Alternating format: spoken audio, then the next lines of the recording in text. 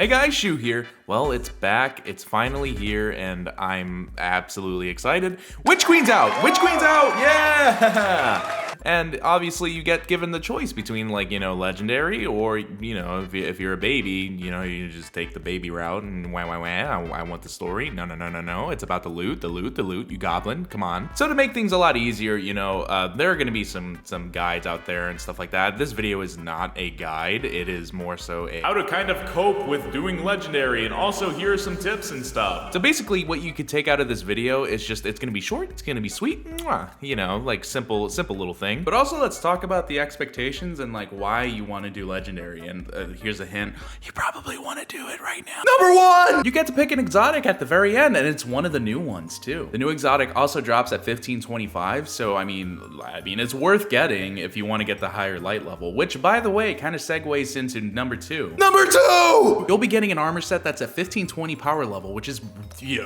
kind of nice if you're trying to get to the pinnacle cap as soon as possible. It saves you about half the grind, and I mean, like, come on, like, I at the time of recording the video, I'm at around 1535, and that's a really good halfway point, and so, like, I wouldn't be there if I didn't do the legendary campaign, so yeah, kinda good. And you're probably thinking, well, shoot, I want to use the same gear that I grinded all my life for in Beyond Light. Like, can I just do that? And I'm here to tell you, yes, you can.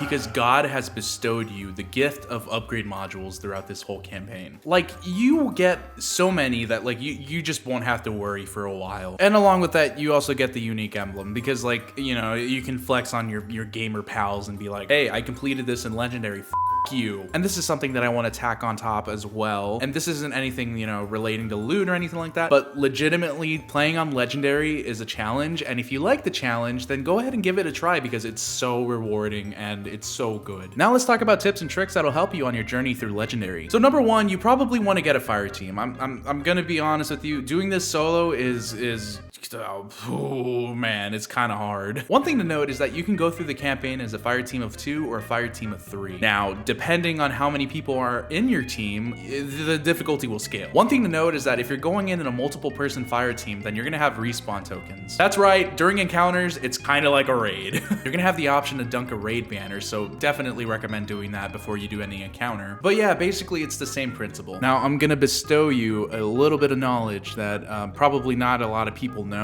The health of enemies is scaled based on the amount of fire team members you have. So if you're going in as a team of 3 or as a team of 2, then the health bars are gonna fluctuate pretty significantly. But it isn't a big deal, but like, it's something to be mindful of. Another thing to note is that you basically have the equivalent of contest mode as soon as you're going in, which basically means that your light level as you're going into every single mission is gonna be capped at some point. You start off the first mission at 1350, but then as you're progressing forward, you're gonna be capped out at 1400, and so on and so forth. So imagine you're going into a mission at 1500 light level. The mission is gonna cap you out at 1480, meaning that the enemies throughout the campaign will have the sword icon next to it, which means that they're a little bit beefier than usual. Along with that, your radar is gonna be turned off, and also enemies are not gonna be able to get stunned so easily. So just keep that in mind. Thankfully, you won't have to deal with any champions throughout the campaign, so don't even worry about that. And this is gonna be the final part of the video where I talk about, equipment-wise, what should you bring in? The rule of thumb that I used is that, I kind of asked myself, what would I take to a raid, or what would I take to a Grandmaster Nightfall? So I played as a hunter the first time around, and I went in with Mobius Quiver and also Omnimoculus. I used Vanishing Step and Trapper's Ambush to be able to maximize the amount of times I can actually stealth. I used Echo of Persistence to be able to max out the amount of time I can actually be in stealth mode. And I used the Echo of Undermining to be able to use my Void Grenades to weaken targets, and also I used the Echo of Expulsion to be able to cause explosions whenever I kill somebody with an ability. Now, if you're playing on Warlock or if you're playing on Titan, then I recommend using something that you would take to a Grandmaster as well. You can take Stag,